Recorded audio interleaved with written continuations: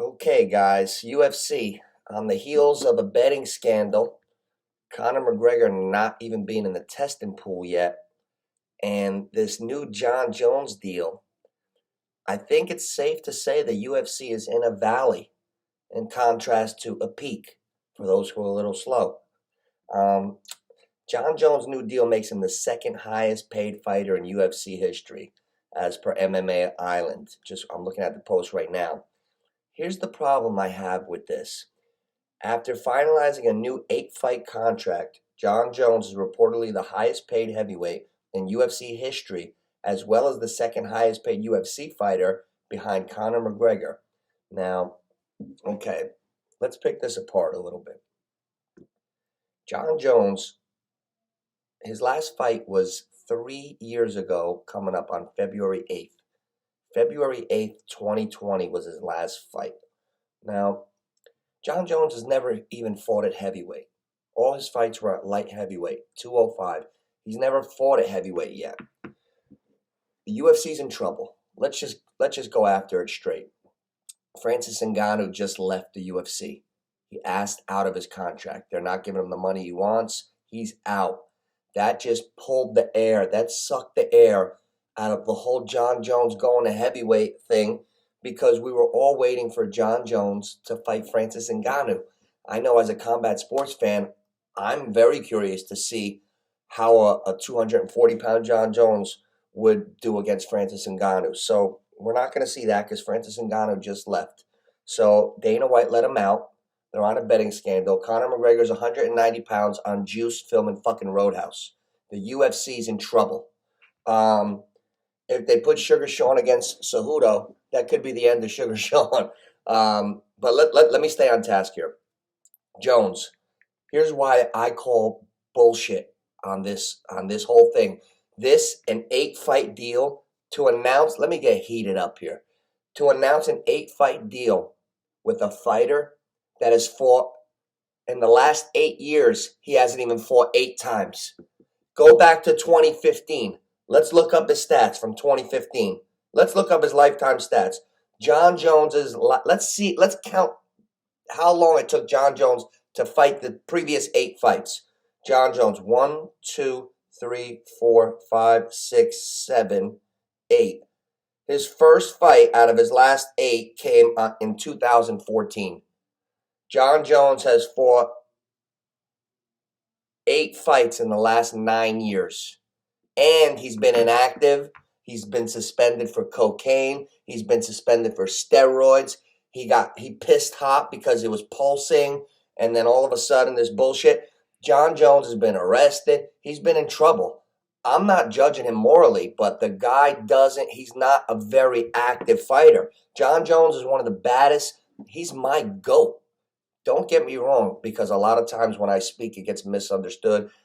I'm looking at this from Dana White, desperate to get buzz going again and get out of that valley and get back to the peak. How can you announce like with a straight face that you're signing Jon Jones to 8 fights? First of all, he's 30 something now, 34, 35. He's going to go through 8 heavyweight fights. He's going to go through those miles into his 40s? No way. It's not happening. It's not happening. Bullshit. I call bullshit, Dana. This is the guy. These are the people that want to roll the Diaz brothers out to still fight. Neither one of them can speak good. I'm worried about them. Jon Jones. Yeah, 1, 2, 3, 4, 5, 6, 7. Since 2015, in the past 8 years, he's fought 7 times. He nobody's ever whooped him, but there's nobody out there right now. Cyril Gane, we're not that excited about that.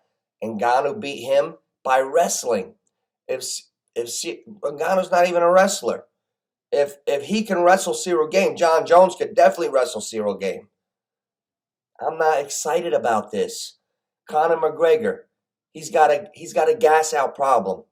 He was a 145-pound fighter. Now he's going to be 190 and say, "Oh, I want to fight welterweights. Oh, how do I look?" He can't. He's got no cardio at 145, 155. Now he's going to walk around 190, get down to 170, and have gas in a 5-round fight if he wants to fight like for titles and stuff, it's all bullshit. I remember when we were young men, me and my friends, you were so mesmerized by Mike Tyson that even when he was back, when he was fighting Holyfield, we all bet Tyson. All of us. We're like it's Mike Tyson. The Buster Douglas, it must have been a fluke, Buster. He's out of jail. Yeah, it's Tyson. But he was never Tyson here and here anymore. Holyfield whooped his ass. We still couldn't believe it. Fight number 2, Holyfield Tyson. We all bet Tyson. I'm talking 40 out of 40 of us. That's how mesmerizing he was. I'm seeing the same trend for you guys who are too young. It's the same shit now with McGregor. He's done, man. And he's not going into wars and gonna give 5-rounders. I don't see it. He ain't gonna do that on 170 unless you put him against potatoes, cupcakes. I don't see it. And Jon Jones is my GOAT. Habib, I don't know how many quality opponents he had. I saw him run off a nice little run in the UFC. He beat 10 guys, 12 guys when my eyes were on him, but I really can't say he's on the level of Jon Jones for me. Jon Jones is my GOAT. No man ever whooped his ass. He got the one DQ because he hit a guy with a 12-6 elbow, and you're not allowed to do that for some reason. You could kick a guy's fucking neck off, excuse my language. You could do anything, but you can't do it. You can hit a guy with this elbow, but you can't go that way. So they disqualified him. But Jon Jones has whooped every man's ass that he's ever gotten in the cage with. That's why he's my GOAT.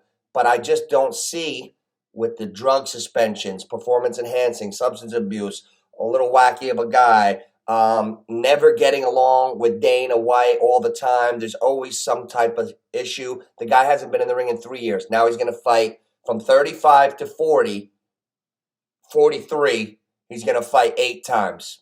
I doubt it. I call BS on the UFC. Nooch, Neighborhood Picks. Like and subscribe.